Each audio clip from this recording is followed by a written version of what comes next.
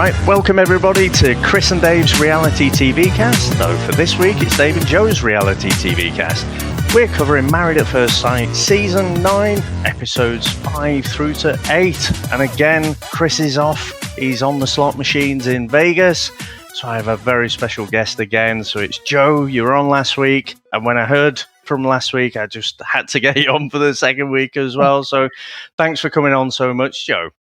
Absolute pleasure. I feel, though, Dave, if you don't mind me saying, that you are going to hammer me for wanting love out of this series. You know, if I was a poker player, I would be shit, wouldn't I? I can feel, Dave, you already going, you're so naive, Joe. You haven't seen any of it yet. But I'm telling you, I'm here for love still. I'm here for love. I appreciate it. And as cynical as Chris and I sound, one of the reasons we get so wound up is when you can see the strings, when you can see the producer meddling and everything. Like the last season of Love Island, when Joey Essex was on there, it's like, oh, come on. Because we cling to that tiny hope that there's something real in these shows. So we're constantly disappointed. So actually, it was really refreshing last week. You know, you sometimes need a bit of a kick out of your cynical self. It was refreshing to hear. And, you know, I do come in with a little bit of hope. And I thought, you know what? I'm hoping Joe's right. I mean, from the couples, I mean, there was some potential in a lot of them this week. Maybe not so much.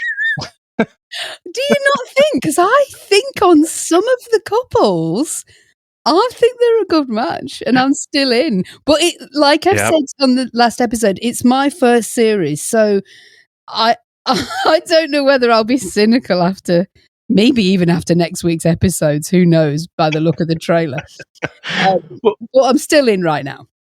No, that is good. And I tend to think with Married at First Sight, or MAFS as everyone calls it, they have to throw in a few couples that at least have a chance of working. And Chris and I refer to Ollie and Tani. So they were from a couple of seasons ago on Australian MAFS. And they had so much chemistry. And I kind of feel like Kieran and Christina might be they might be that couple. And I think they'll have some rocky times along the way, you know, probably when you're least expecting them. But something will come up. They might have a little argument. But at least at the start of it, you can say, okay, completely get where they're coming from, you know, and I can drink the Kool-Aid and think, Paul, you've got it nailed here. I understand your scientific principles and how you've matched these two. And the whole thing with the teeth with Kieran, completely agreed with what you said last week, that everyone was like, dude, put your fucking silly teeth away. This is supposed to be a wedding. And when Christina started laughing, you're like, oh, they might be on something here. I know. I was so goosebumpy when she started laughing because I was watching it through my hands, going, please don't do this.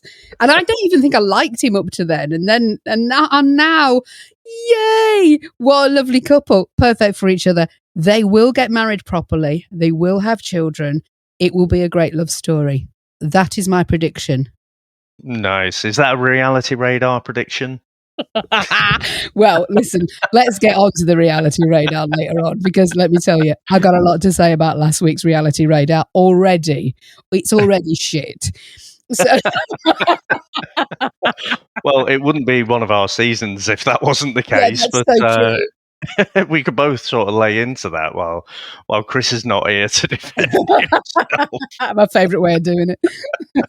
But this week, one of my favourite pieces about MAFS, to be honest, is the dinner party carnage that usually comes. But we had a few weddings, a few more couples earlier in the week. Then got to see some of the couples interacting. We had a dinner party. Then we had the commitment ceremony where each person has to say whether they want to stay or leave. But out of all of that, where would you like to start, Joe? Well, I want to start with Holly and Alex, because we started this week with their wedding, did we not? Yep. And we've ended it on a real absolute downer with them. However, I want to start with the wedding because I felt like They were perfectly... I mean, apart from the fact she's got 2 kids and he didn't want kids. I mean, apart from that, I thought, oh, they really like each other. Their families are getting on. It's all brilliant. And the reason I want to start with them and bring it up is because this is another one of those... somebody at the wedding is going to do a bit of shit stirring and going to completely misinterpret everything that Alex has said. Because when her friend said to Alex, well, you do know she's got 2 kids. And he said, oh, okay, well, I didn't really want kids, but if it's the right person, then obviously I'm in for it. That was interpreted as, oh my God, Holly, just to let you know, he never wants kids. He didn't want them in the first place. And I thought, no, hang on. I actually, and I'm sure we'll get more into this as the episode goes on, I felt a bit sorry for him at times during this episode. I don't know, how do you feel about them? Interesting, because I mean, you do quite often. You have these shit stirrers. There was one in the last Australian series, and properly went after the groom and went after them for basically trying to get him to admit that he's only on the show for a bit of fame.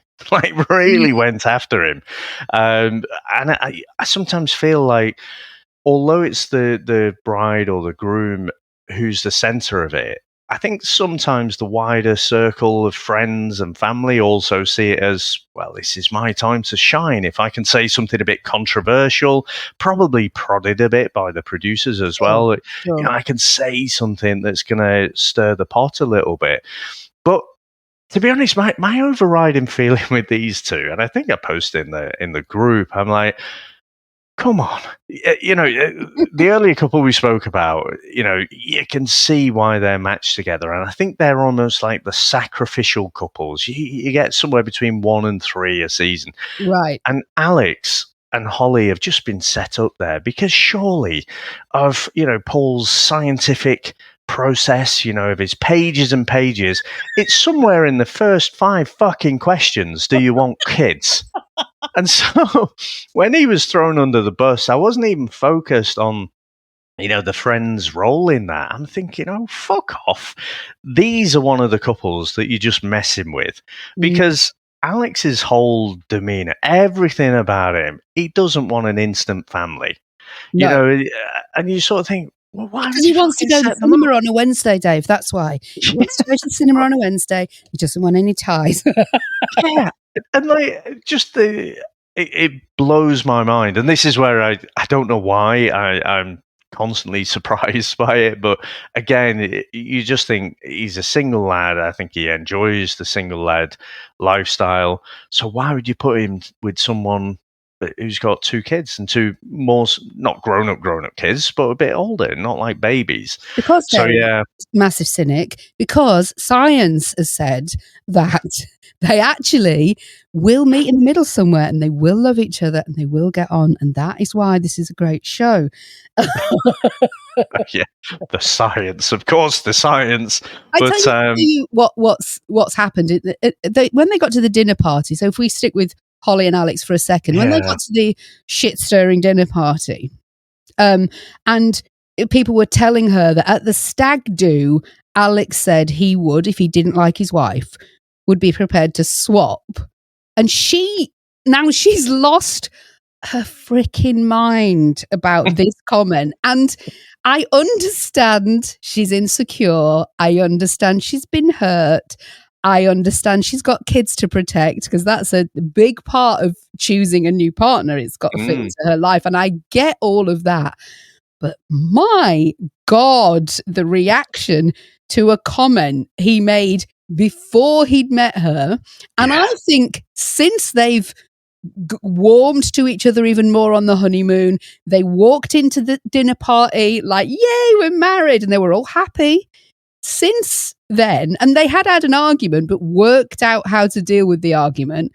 I thought, I don't know if he's done anything wrong. Like, can you criticize somebody for something they said before you even met them? I don't even know. I'm so confused because I feel like I shouldn't be sticking up for the man But I felt for him a bit. And when they were deciding whether to leave or stay, and he said, leave, I was like, oh, yeah, he's not just in this for Instagram followers, because that was my thing. Like, I was like, no one's saying leave because they still want to be on the show. But he said leave. And I was like, oh, maybe he's just like, well, it's not worked. So bye. Yeah. I don't know. I felt sorry for him. I feel sorry for both of them because I think that they both had a little telling off from the expert. Who's the guy? What's his name? Paul. From Paul. They both had a bit of a, come on, guys, you're both acting a bit stupid here. You've got to meet somewhere in the middle and work this through. And I thought he was telling them both off at times for different reasons. But I think they might still work though, Dave. Have I gone crazy? I think I'd fall on the other side of the fence. I must admit. I mean, I think there is no chance for these two. I think physically they fancy each other, and that's why some of the honeymoon they got a bit closer there. But I just think they're both pretty fiery. And I'm always a bit cynical, if I'm honest. When someone gives their sob story, it's always from their side. Sure. But honestly, what we've seen from Holly, she's as fiery as Alex. So I think that doesn't help. I mean, she broke down and sobbed when she was, and he just like kind of gave her a small hug when she was sobbing about her past at the dinner party and why she was so insecure. I felt like, oh, this is a bit awkward because he just thinks you're a psycho now. Because he doesn't know her well enough to accept the sobbing woman thing. Like, and I get she's emotional and hormonal, whatever she is. I understand it. I totally do. But you got to choose your audience for a sob. You've got to choose it right. Otherwise, as a woman, you don't know this, Dave, but as a woman, people do think you're a bit crazy if you have a sob fest. So choose your audience. And I thought then, but I've got to live in a little bit of hope for them. I've got I know he chucked his wedding ring away and I know he said leave, but I'm still saying I think they might survive. They might do. I think it's a long shot, and I do half agree with you. It struck me that this whole comment, the whole, if I'm not happy with my wife, I go with someone else. You're right. That was a faceless theoretical person, whereas Holly's taking it as, well, it was me. It was actually me. So where I land on it is, it was just a shitty comment, but it's been blown up into something a lot bigger. But I tell you what, he did know who Holly was, where he said, if I was on the outside, I'd have just ghosted you. So I think I kind of feel like that was skirted over. But for me, that was a worse comment. I agree. And the judges' faces when he said that, I was like, oh my God, they've all drained of colour. No one knows where to look. Yeah, you're right about that. But I just think he's a bit silly and a bit immature. And I think with work that why am I being? Who knows? I mean, you know this process much better than I do. I don't know. Maybe I'm just a hopeless romantic, Dave. I think there is nothing wrong with that. But which of the couples would you like to tackle next? Well, let's go on to another struggling couple, Orson and Rochelle, because we saw their wedding this week as well. My favourite part of their wedding was when he wanted her to shut the fuck up and said to her, you can be a bit extra. I was like, oh, no, don't, no, stop, calm down, back away. Because she is, I hope they work. I don't know if she'll let him in. I feel like the judges, I don't know why I keep calling them judges, the experts. Because Chris, for about 5 years, has called them judges, maybe. He always calls them the judges. No one knows why.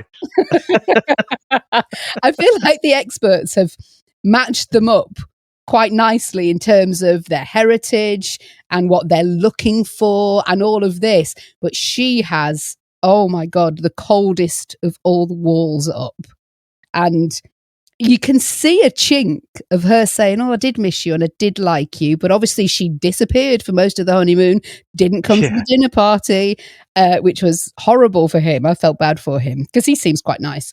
I just wonder if she will not let this process take her walls down. And I feel sad because actually, I think if she did, because when she smiles at him, she's like beams at him at times, but that beam can turn into the face of evil quite quickly. She's a bit scary, I would say. I'd say so as well. I mean, I don't think I've seen this on one of these shows where it's almost like gender reversal. Like Orson's being quite open and quite vulnerable, and he's been very open about, he's very hurt from his previous 5-year-old relationship, and she's like, well, she's got to get over it, haven't you? I know. Like, I don't think you're being authentic and sincere because, like, 5 years ago. I understand. I do understand that thought process because she's a bit older as well. She's late 40s, isn't she? Yeah. So I think as you do get older, you're a bit like, oh, fuck off, come on. Yeah. Get over it. You know what I mean? What are you talking about? Why are we going over something that happened 5 fucking years ago? And I understand that, but what it feels like she's not learned is take a step back, let him have a second. Yeah. Let him have a second, and you don't know him well enough to tell him to shut the fuck up yet. So just give it, you know what I mean? Because I think he is genuine. I think he wants to love her, and I think he wants to make it work. And she is like, you can't tell me you've got feels for me after 2 seconds. And I get what she's saying, but don't go into this process if you're not going to open yourself up to this possibility. Yeah. You know, if you want to remain cold and that, and you want it to go really slow, then date somebody outside, see them once a week, see if it builds up and do all that good stuff. You can't say, well, you can't tell me you like me. Well, he can because you're married and you're going through this process where you've got to spend all this time together and get to know each other. And I liked the experts when they said, look, you're either in this or you're not, love, essentially. I liked that. And to be fair, I think she took it okay. Yeah, I mean, the trouble is when you just date someone normally, you don't get any Instagram followers with that. So I guess that's the flaw in that plan. But too old to care about Insta followers at late 40s. I don't know. I mean, do people? I mean, definitely not in the Australian one. I don't think, or 1 in a million, or well, yeah, say 1 in 100.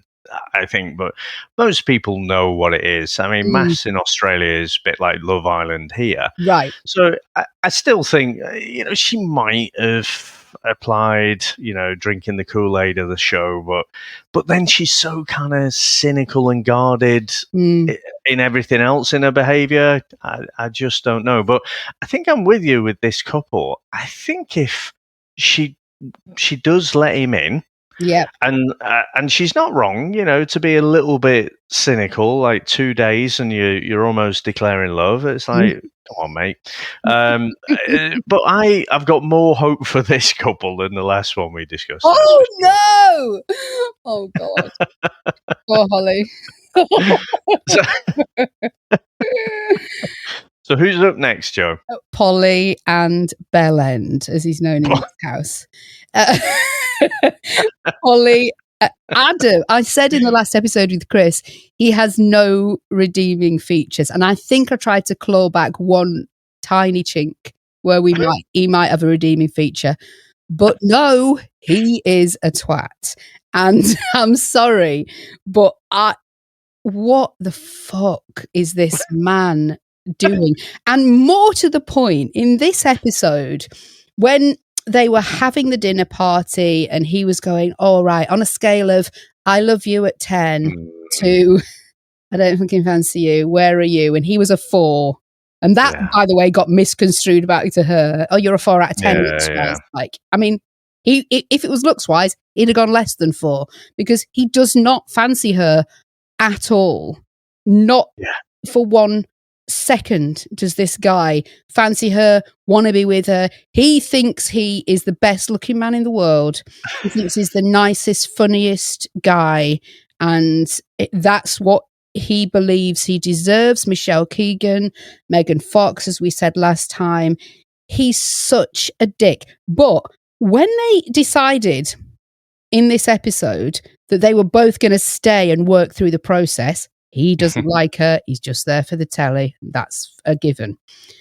When you saw clips of them afterwards, when all the others were on the sofa and being spoken to, she's got her arm on his shoulder, stroking him and caressing. And I'm like, what are you doing? He's just sat there again for the 10,000th time and said, you're not good enough for him. I feel she's letting herself down in this. Like, he can do what he wants now. Piss off. She doesn't deserve him. She needs somebody better. But I'm like, oh God, how desperate are you? Because you should just be friends with him. You don't have to be horrible. She sat there stroking his arm. And I'm like, he's just fucking slagged you off on telly. I'm glad you said arm there.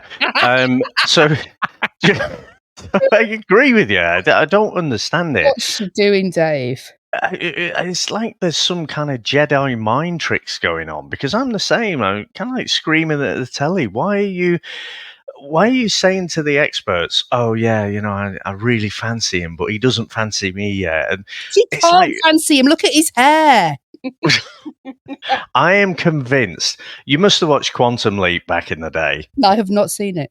Have you not seen Quantum Leap? So basically you have this guy, Sam, and he jumps into different people's bodies at the end of each episode. So it's the same person. And when he looks in the mirror, he sees it's the same actor, but, it's a different body. It's a different person. I'm convinced he's like, I don't know, some old version of Brad Pitt or something in this guy's body, because he is seeing something in the mirror that no one else is seeing. And even without the ridiculous turkey teeth, which inhibit his actual speech, the ridiculous Friar Tuck haircut. I'm like, horrible. What are you seeing? And he's going, oh yeah, my usual type is like Michelle Keegan. Really what? Great impression. No one's believing that, mate. No one believes your usual type is like that. But somehow Polly is thinking it. She's thinking, oh yeah, his usual type's like petite. He's watching fucking, I don't know, dodgy movies or internet streams or something, and thinking that's his real type, but he does seem to be. It's not even the looks though, Dave. He's a dickhead. Like, he's not a nice person. He's horrible. He's not even funny. He's not funny. No. He's not warm. He's not engaging. He's not. You don't want to. I don't want to sit and have a conversation with him ever. Like, he's just horrible. He's just horrible. And if she wants to stay in the show, right? Fine, no problem. That's what they're there for. Stay in the show. But it was her looking like she really is desperate for him to like her that pissed me off. I was like, you are doing yourself a massive disservice here, because you can stay in the show, for whatever reason, fine, no problem. You've got on the show, make the most of it if that's what you want to do. But you really look like you like him, and he's an arsehole. Yeah. Like, she can't have seen anything. Even when they were on on the honeymoon. By the way, they drew the short straw with the honeymoon. Yeah. They were wading through snow and having to go horse riding in the snow. When they were horse riding, and he was like, no, I'm too scared, I've got to get off. I was like, fucking hell. You can't even do that. Like, you can't even have fun. You can't even have a bit of fun. That was ridiculous, wasn't it? It was like he shit himself or something when he got off the horse. It's like, what's up with you, mate? It's like, I don't know, it's like someone had dangled him over a shark tank or something. It's like, it's a fucking horse, mate. And if you fall, you're falling into snow. So you're like, what's wrong? Yeah. Come on. Yeah, I'm not keen on him. I mean, he's definitely one that's agreed to stay for fame. Yeah, I think he has one redeeming quality. No, hear me out. I think his one redeeming quality is he's not as much of an arsehole as Casper. Oh, well, I don't know. I'd put them on a par, if you don't mind me saying. You think they're on a par? I mean, Yeah. it seems to me like they have a bit of fun off camera mostly. You I know, was gonna maybe he's say, really funny I ain't off seen camera. it. Yeah, but the way she talks about it, and I don't think he's nasty in the same way No, that Casper is. I know, but giving her a 4 out of 10 and consistently That saying was you're not nasty. attractive and not wanting, like, she's touching his arm and stroking his arm. He's not even holding her hand. Yeah, He is being a dick in those ways. He's not saying, he's trying to not come across as a twat and failing, unfortunately. But but yeah, well, do you want to go on to Casper and well, I think while we're in Tool Corner, let's talk about what a lovely corner Spread. to be in. So, I mean, when they got married last week, I thought, the wedding was kind of okay. He obviously has his own body image issues, but since since the wedding, there's been no evidence of that. And it's not that he's just kind of not fancying Emma. He's quite fucking nasty about it as well, I think. And that's why I think he's slightly above Adam in the dick stakes. But, I mean, what do you think about those two? I get a bit frustrated with him because he's coming across like, I do deserve a bit more from this process than you're giving me. And listen, half of me feels sorry for him because you don't want to date someone who looks and sounds like your sibling, of course. Yeah. I do understand that side of it, but I just don't think he's making any effort. I think, and when he was just like, well, No. I just want to get to the experts. I want to know why they've put us together. And then when they told him, when they tried to explain, he's just like, well, it's my fucking my life you're fucking with, or whatever he said. Yeah. And you're just like, what I liked about this episode with them is when Polly said, well, he ain't no Daniel Craig himself. Good girl, well done.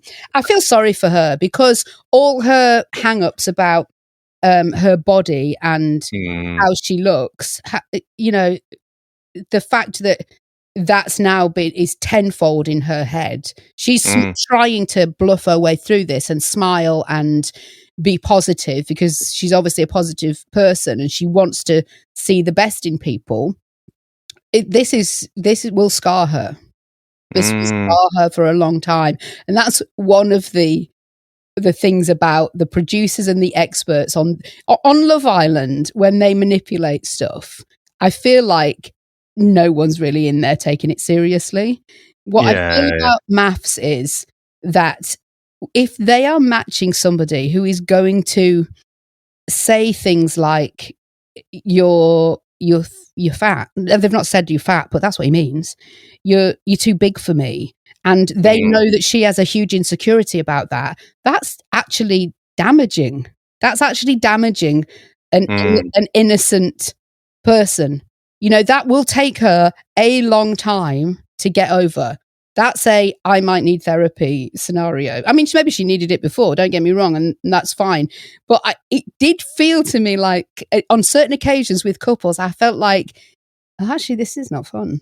This is what, if this is being manipulated and you're putting people together who really won't work. I mean, Holly, like the whole sobbing thing and her whole insecurities, and she's got 2 kids. You can't be messing up with a mum's mental health. You can't, for entertainment. She's got to go back and work and bring kids up, and she can't be damaged by this. So when it looks to me like, oh yeah, you've matched them together for a laugh, and how it's actually psychologically damaging them, it took my breath away a little bit. I feel bad for Emma. I don't feel like it's going to end well. He's got no intention of liking her at all. He just isn't, and yeah, I just don't know how she's going to come out of this. I mean, you say the producers can't do that and can't fuck with people's lives, but evidence and season after season sort of suggests otherwise. I mean, I completely agree. it's a different level to something like Love Island, Yeah. and they do really fuck with people's lives. I think with Emma, I mean, she actually says the words about how confident she is, and as she was saying, when she was in a bikini, she looked $1 million and stuff. But I think underneath, there is a bit of an insecurity, and he's just going right to it and just. He is really. I agree. He's sort of scarring her with that. I think that I'll be honest, right? Not having a go at Emma, but when she's crying, it looks fake to me. However, I'm going to give her a little bit of a pass because I think it's the Botox or something because her face doesn't move. Like she cries, but her face doesn't move, and I think that's my theory because. Initially, my reaction was, "Oh, this fake tears," and again, watching these reality shows, you're always on the lookout for, well, are the tears real or are they kind of reality TV tears? I do think she is expressing upset. It's just, like I say, the face doesn't quite move the way you'd expect it to if someone was really upset. I think that her whole persona, her whole life is. Look at me, I'm happy, I'm the bubbly one. And I don't think she knows how to break that. So when she is crying, a huge part of her defense is, but I'll be fine, everyone. And so I think she's half crying and half trying to put a brave face on it. And because that's what she does. That's what she's used to. I've never been out with anyone. No one's found me attractive, but I will get there, everyone. It's all fine. I think that's why it looks a bit fake because I think she's still trying to. She's crying actually, but she doesn't want to sob. She doesn't want to do what Holly did, and she's still trying to pretend. She's got all this pretense up because that's the face that she wants people to see. This happy, bubbly face, and that's why I maybe think it looks a bit fake.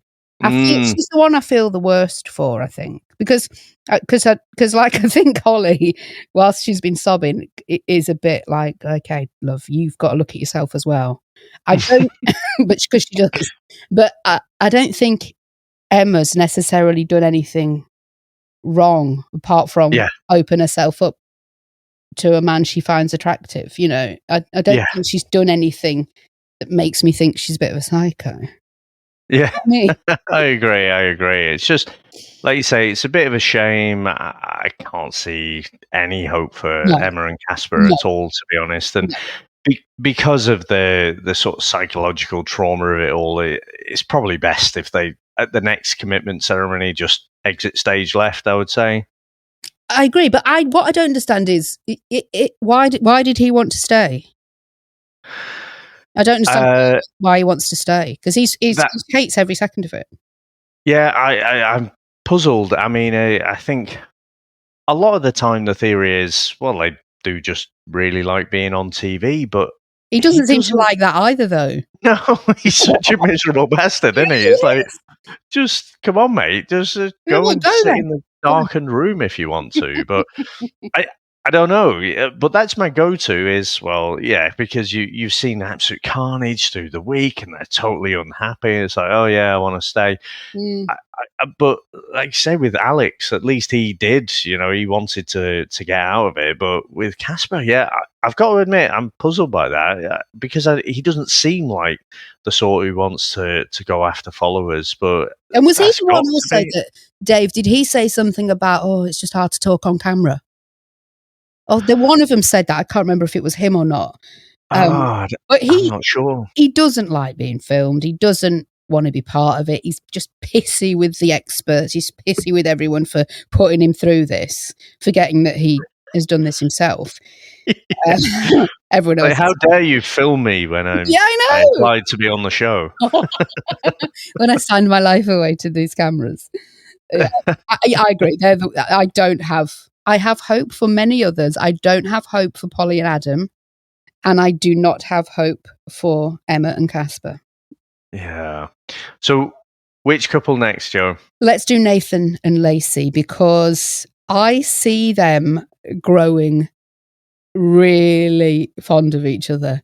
He's really, in the first time we saw Nathan, and he is the one with the ADHD, and she's the one with the twin. When we first saw them, I thought, oh God, no. You are not right for each other at all. But I've really warmed to them, and I think they've warmed at a nice pace to each other. They're holding hands. They're having a go. He's not turning his head for anybody else, which I thought he might do at the dinner party.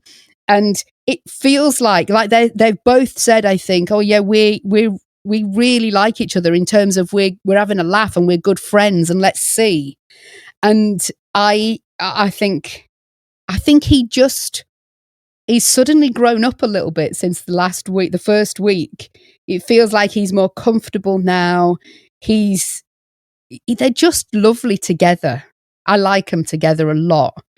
And when he was talking to Adam and said, oh, are you really superficial then, Adam? Which is so one good. of my favourite lines. And that's his ADHD coming out without him freaking thinking. But it was absolutely, I was like, yeah, go on. Yeah. So I've got hopes for these two. I've got hopes. I like them. Yeah, I think you're right. And I think probably the whole country was sort of punching the air at that point, weren't they, when Nathan stuck that one to Adam. But yeah, it was weird this week, wasn't it? Because this is a couple that I thought, well, they've got potential, but I mean, Lacey seems to latch on to these little things that Nathan does that annoy her. One of my favourite reality TV moments, I think, ever is when she's talking about the trauma of going through and losing a couple of her friends in a car crash last week. And he's like, oh, a squirrel. So, oh no, it was cool. And then, oh, look at that squirrel over there. So honestly, it's just amazing. I said on the episode, this is like living with my boyfriend who's got ADHD. And it's as if maths could be educational for me, but it really has been. But but that is what they're like. The way, what I liked this week was when they discussed about how they're actually educating each other about themselves, and how she's learning how he processes information in his head, and that it is a bit different to your everyday person. He does process things differently and will come out with things without thinking and all of that stuff. Now, that is a lifelong learning process, believe me. I am a woman who's living through it. But I think she will be patient with him. I think they look better now than they did on their wedding day. I thought they looked fabulous together. I think I've got really high hopes for an absolute love fest from them two. Yeah.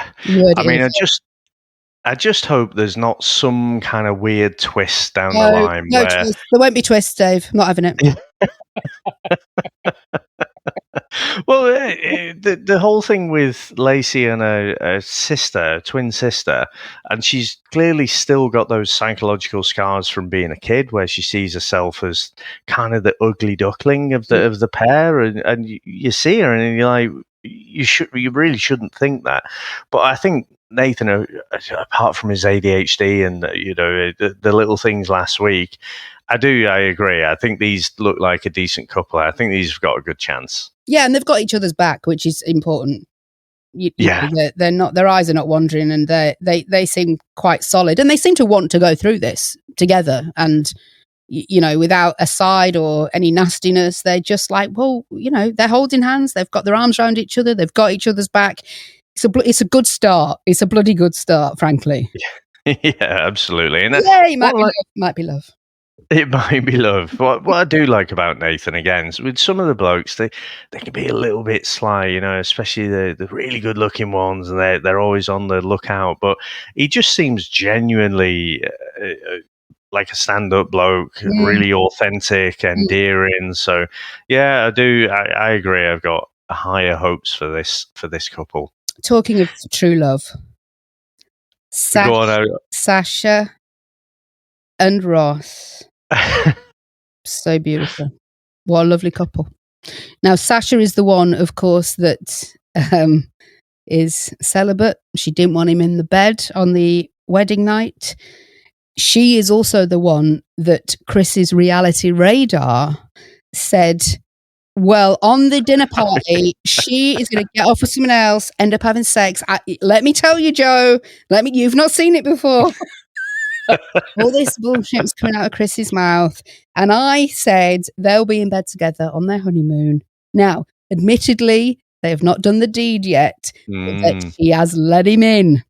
She's let him in, and they are so cute together. They're going the distance as well. They are, but I'm constantly... No, Dave, I don't want cynicism. No. Yeah, so I am, but probably not in the way that you think. I think they have got a chance, but I'm just constantly distracted by this celibacy thing, because she said at one point, "Oh yeah, quite often I'll be celibate. The longest I've been celibate is for like 2 years or something." Now, Joe, you're more in touch with the younger generation through your day job, and Chris and I are just a couple of old farts. But agreed. I kind of feel like what she's describing is sort of what I think has just been single for a bit. Yeah, maybe.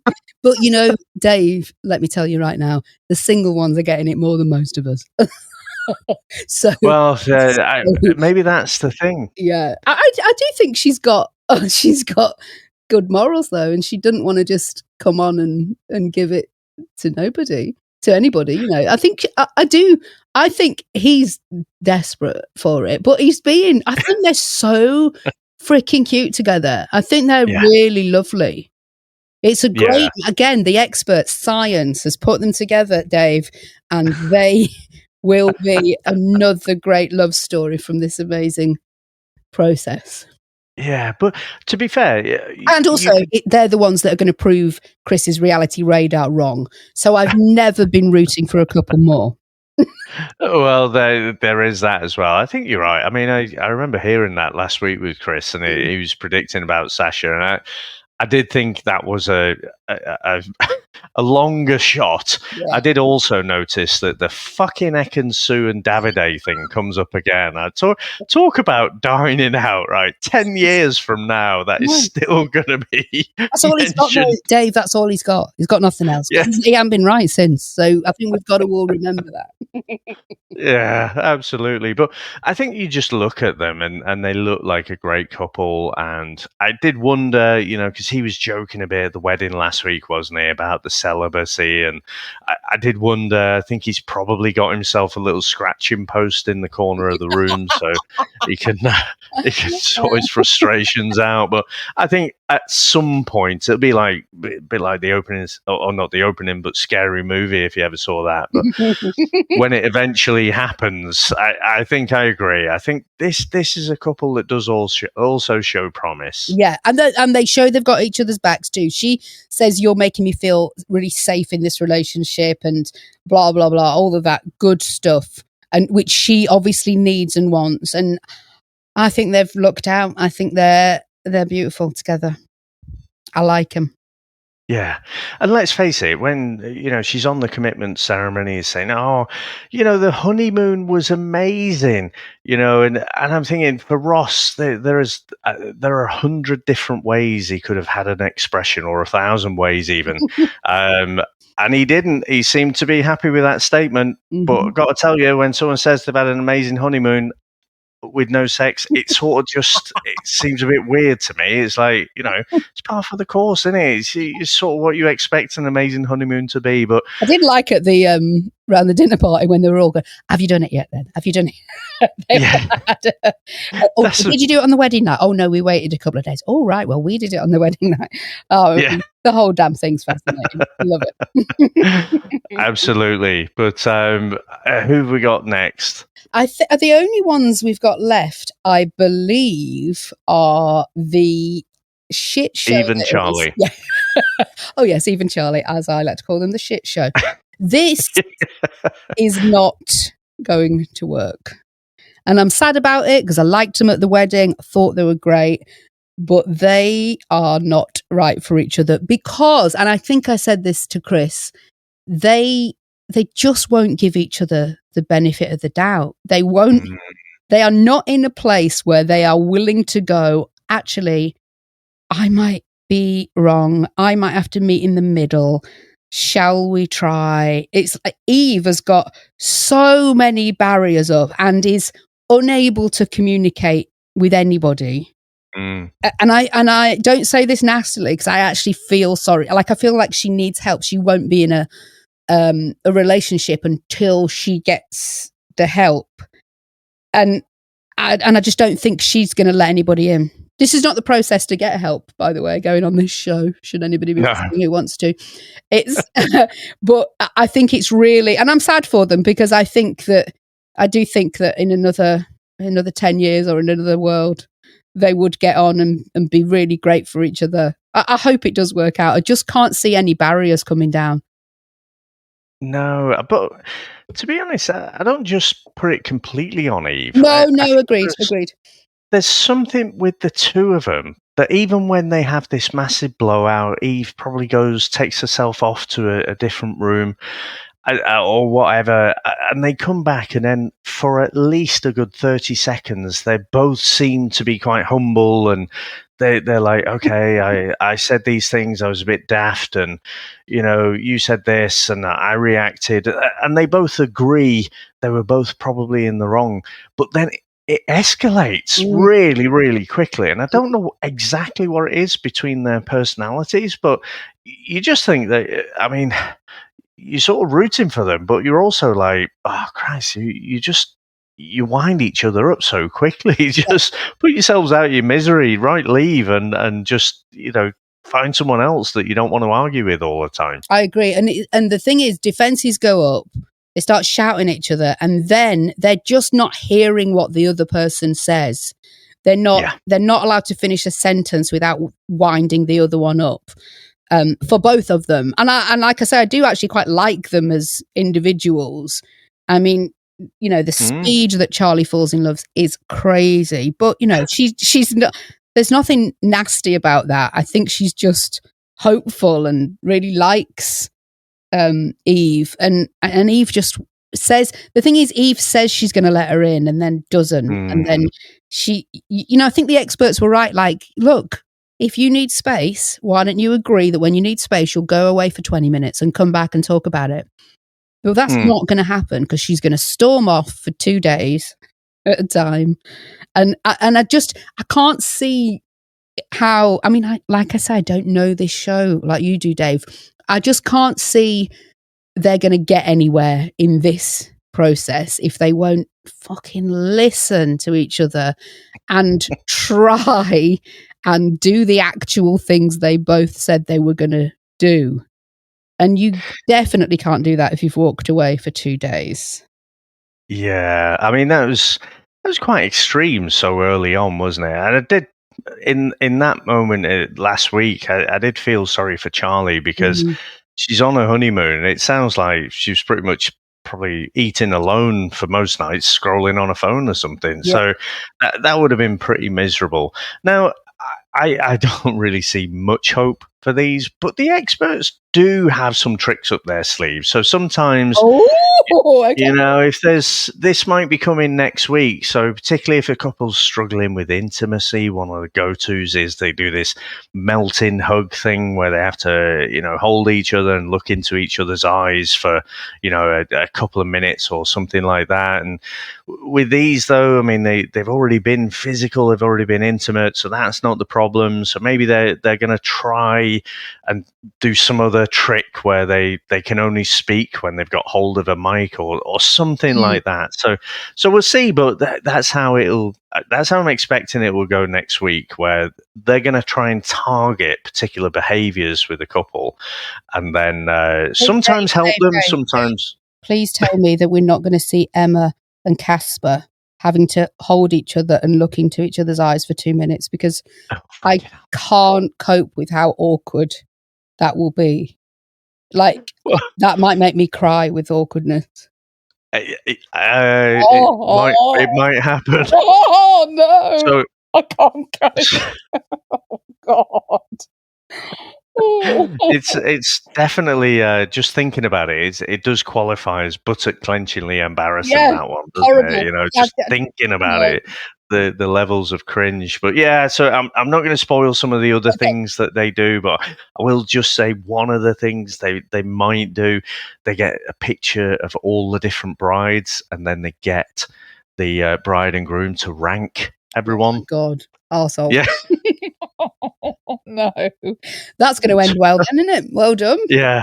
So some of the exercises you think, oh yeah, I could see you are actually trying to solve the problem there. And other exercises, it's more like, yeah, you're just fucking with people to try and create conflict for great TV. And again, you know what? like in Love Island, when they all have to line up in order of different things, fancifulity, or whatever it is, then I've no problem with that, because I do feel like they know it, they know what they're doing, they get it. This would feel cruel. Tell me who you fancy more. Why don't you point out to your bride or your groom who you fancy more than them? Feels cruel. Doesn't feel like good telly. Well, I'm not saying those two things have to be mutually exclusive. I think, and I'd love to say I was a better person, that I don't enjoy watching a dash of cruelty. But let's see how next week goes. So anything else from this last week, Joe? No, I just feel it's worth pointing out again that we all have got to keep an eye on Chris's reality radar. Definitely. The thing is, he slips things in, Dave, and I feel like sometimes he gets away with it. And get in the chat and remind him every time he gets something wrong. This is a man dining out on a 10-year-old story, and we've got to bring him to task. When Sasha and Ross, and don't get me wrong, I go big guns against Chris, and then if he's right, I will withdraw. As you know, you won't hear from me again. But if Sasha and Ross stay together and it's love and end up having sex, we must remind Chris of that for 10 years. The thing is, I think he actually enjoys it more when he's wrong. Yeah. Well, good. He's having a great time then. Yeah. It's the only way I can explain it, to be honest. But honestly, Joe, it's been fantastic. I really appreciate you giving up your time. I know you have to dash off as well. You're going to head away for a great weekend. Yeah. So where can everyone get you?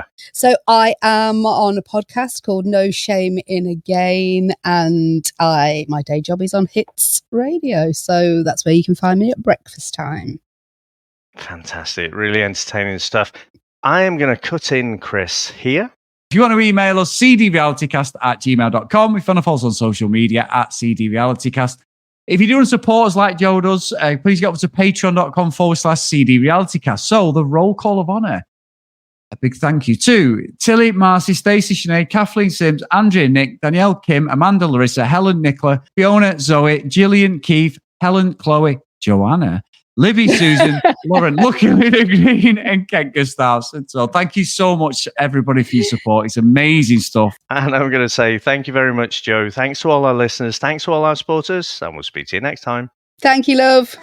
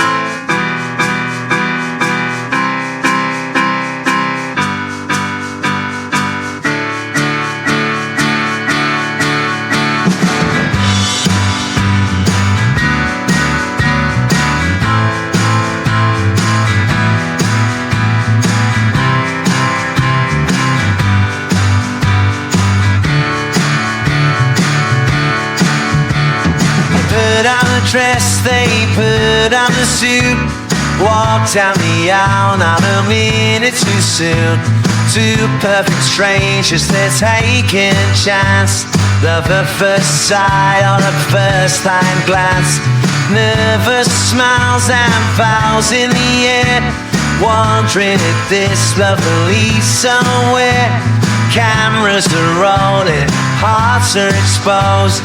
Will it be sparks or a heavy load? Married at first sight, are we wrong or are we right? Can a spark turn into a flame, or it all just a foolish game? Holding on tight through the highs and lows in this crazy show where nobody knows. Married at first sight, can we make it through the night?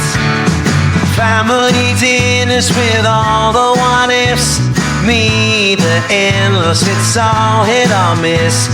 Trying to find common ground in a mess, looking for signs that this could be blessed. They say it's fake, but attention is real. Talking about love like a signed up deal. Fighting the doubts to sneak into their heads. Lying awake on separate sides of the bed. Married at first sight, are we wrong or are we right? Can a spark turn into a flame, or is it all just a reality game? Holding on tight through the highs and lows in this crazy show where nobody knows. Married at first sight, will we make it to daylight? Some find love and some find a friend. Some find a journey that comes to an end. But through the laughter, the tears and the fight, we're learning what it means to love at first sight.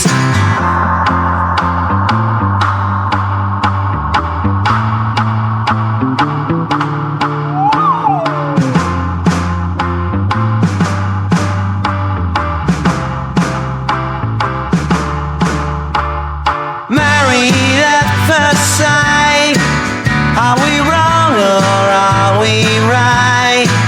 Can a spark turn into a flame, or is it all just a big TV game?